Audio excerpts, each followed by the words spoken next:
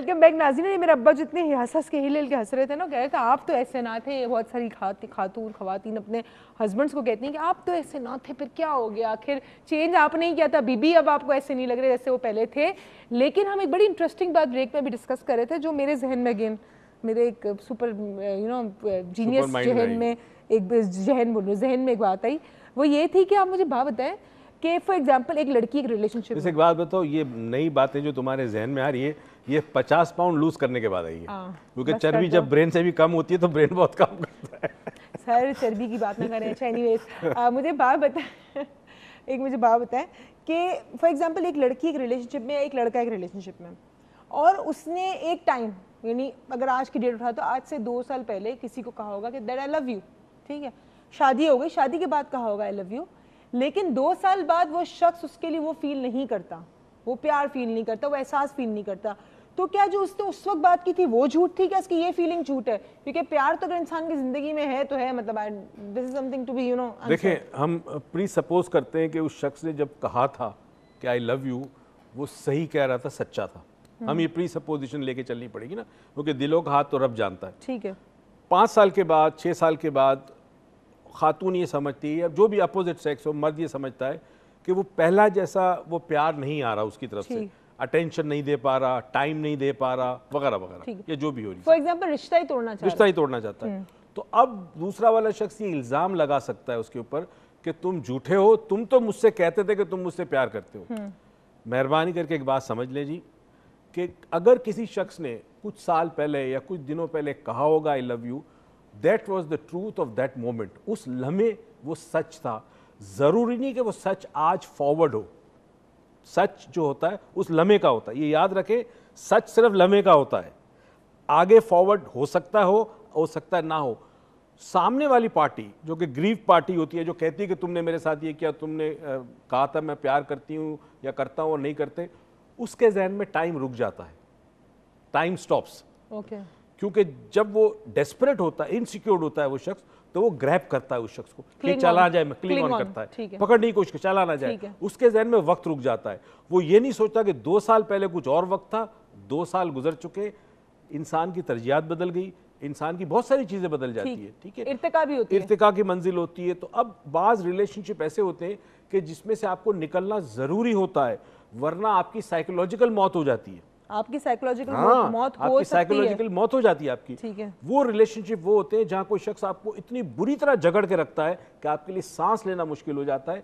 हम मेरे ख्याल में कल पर्सनल स्पेस पे डिस्कस करेंगे ताकि आवाम को पता चले कि personal space is something to be discussed very you know importantly, बहुत जरूरी and in detail, is because अगर आप पर्सनल स्पेस को नहीं समझ पाए तो because of no personal space और लैक ऑफ पर्सनल स्पेस, बहुत सारे बच्चे अपने वालिदैन से चिढ़ना शुरू आते हैं, बहुत सारे मियाँ बीवी एक दूसरे से चिढ़ना शुरू आते हैं, बहुत सारे वालिदैन बच्चों से चिढ़ना शुरू आते हैं, बच्चे वालिदैन मियाँ बीवी भाई बहन, इन सब के जो तनाज़ात होते हैं या जो इन सब की लड़ाइयाँ होती हैं वो भी लैक ऑफ पर्सनल स्पेस की वजह से होती है। कभी कभी आपका दोस्त भी अगर आपके सर पर बैठा रहे तो वो भी आपको अच्छा नहीं लगता, आप चाहते हैं कुछ देर के लिए वो चला जाए, लेकिन वो बेचारा अपने जहन में तो आपको कंपनी दे रहा होता है। अब उसके लिए क्या करना है, किस तरह उनको you know how to say at least know how to say that you need a personal space, because in our society is very difficult to say, because people don't understand What is a personal space? तुम्हें पता ना, तुम मतलब बता सकते हो कि मेरे कमरे में अगर कोई 4-5 घंटे बैठा रहे तो मुझे कमरे में मेरे अलावा और कोई 2 घंटे ज्यादा अलाउड नहीं है। तो आप प्लीज कल का शो हमारा जरूर देखिएगा।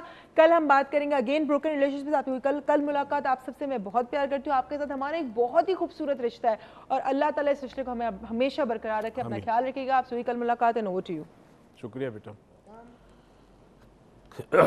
आज हमने जो चंद बातें की, पहली तो ये थी कि रिश्ते बनते हैं एहसास से, खून से नहीं बनते। खून से डीएनए ज़रूर ट्रांसफ़र होता है, जेनेटिक मेमोरी और जेनेटिक जो डिस्पोजिशंस हैं वो ट्रांसफ़र होती है माँ बाप से औलाद में, मगर रिश्ते एहसास का नाम है। अगर खून का रिश्ता भी नहीं है मगर एहसास है तो वो रिश्ता बहुत मजबूत है। हमारा अल्लाह के साथ एक एहसास का रिश्ता है, हमारा वतन के साथ एक एहसास का रिश्ता है। और रिश्तों के अंदर क्या चीज़ें ज़रूरी है, हमने कहा था ट्रस्ट बहुत ज़रूरी है, रिस्पेक्ट बहुत ज़रूरी है, सामने वाले शख्स को रिगार्ड और रिस्पेक्ट देना और ट्रस्ट करना और ट्रस्ट देना।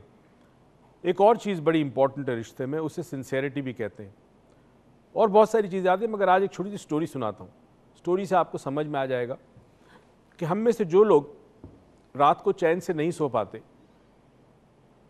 हमारे रिश्तों के अंदर हमने कहीं पे कोई ऐसा बीज बोया है कि जिसकी वजह से रात की नींद हमारी हराम हो जाती है या हम बेचैन हो जाते हैं।